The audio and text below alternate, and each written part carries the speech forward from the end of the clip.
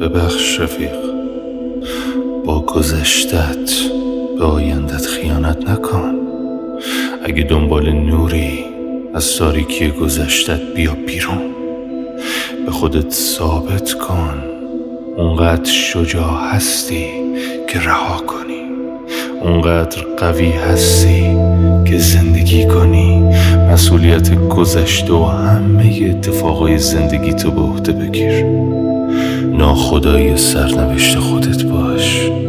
اینو یادت باشه، دنیا فقط به اونایی پاداش میده که جرأتشو دارن از قلبشون پیروی کنن.